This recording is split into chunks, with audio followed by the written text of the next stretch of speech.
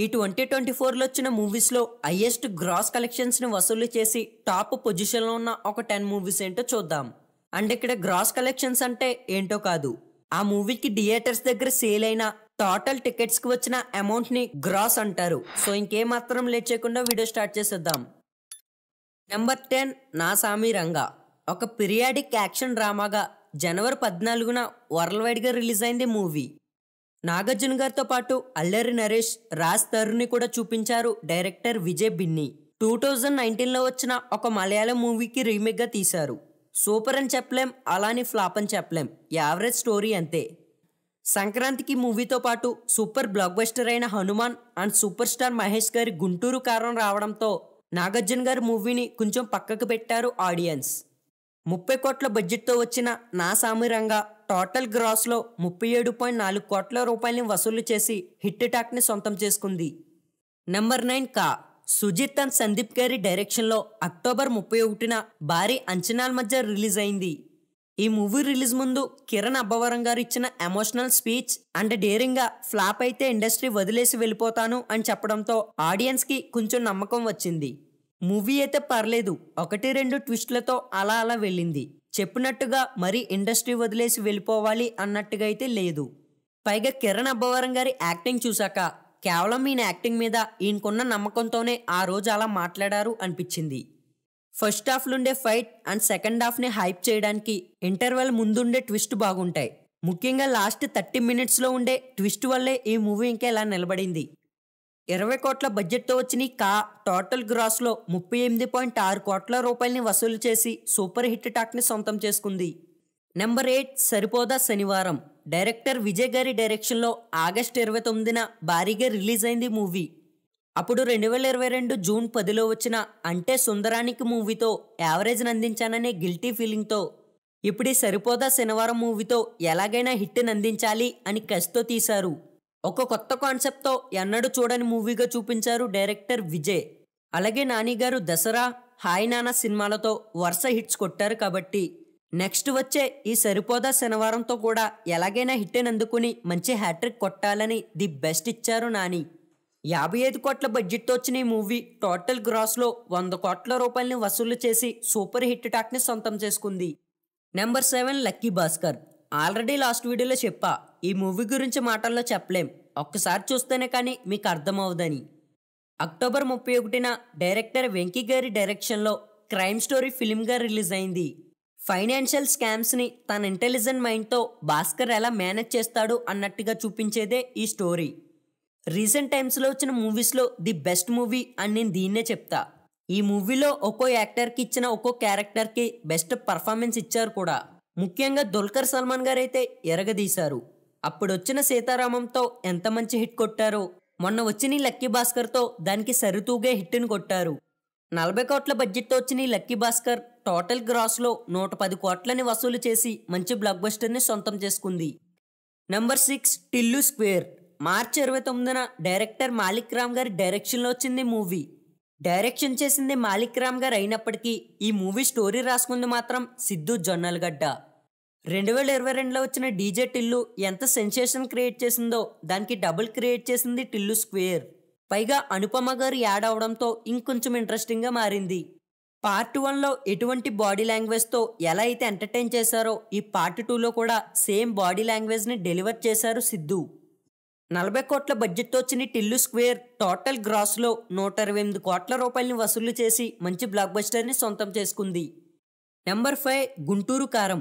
జనవరి 12వ తేదీన డైరెక్టర్ త్రివిక్రమ్ శ్రీనివాస్ గారి డైరెక్షన్లో రిలీజ్ అయింది మూవీ. ఆల్రెడీ త్రివిక్రమ్ గారు మహేష్ గారితో కలిసి 2005 అతడు, 2010 కలేజా మూవీస్ని తీశారు. అతడు మంచి హిట్ అయినా ఈ కలేజా మాత్రం అంత హిట్ అవ్వలేకపోయింది. ఈ 2024లో ఈ గుంటూరు కారంతో తెర ముందుకు వచ్చారు ఈ కాంబో. ఫ్యామిలీ డ్రామా ఫిల్మ్ అయినప్పటికీ ఫ్యామిలీ ఆడియన్స్లో అంత క్రేజ్ క్రియేట్ చేయలేకపోయింది.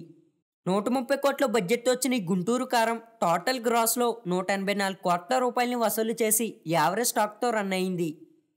నెంబర్ 4 హనుమాన్.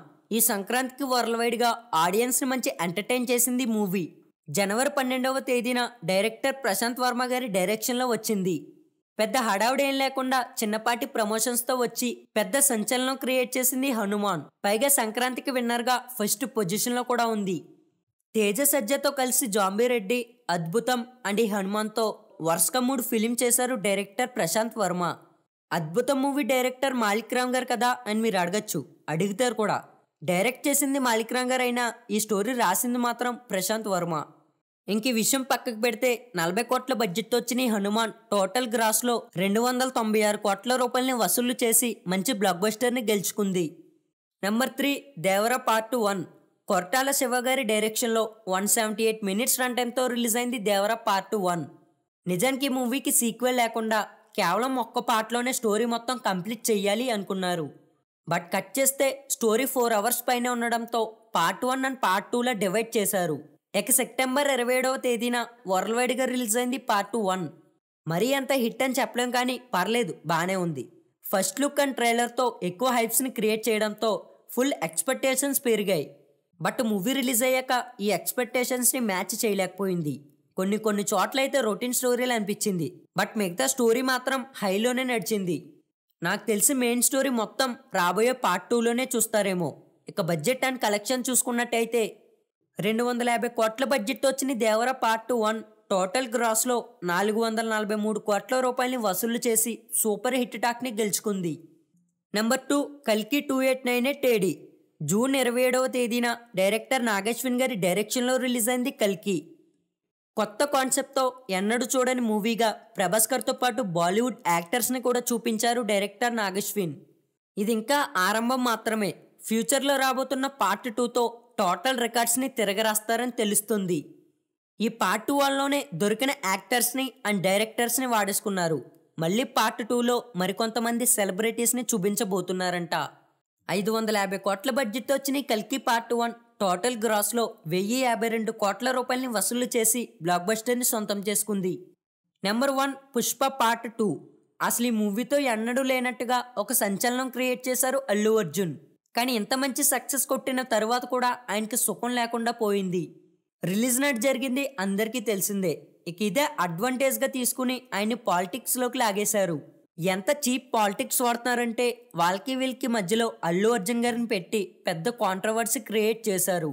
వాళ్ళ మూవీ ఇంత మంచి హిట్ కొట్టినా అసలు సక్సెస్ని ఎంజాయ్ చేయలేకపోతున్నారు ఈ మూవీ టీం. ఎందుకంటే అక్కడ పోయింది ఒక ప్రాణం.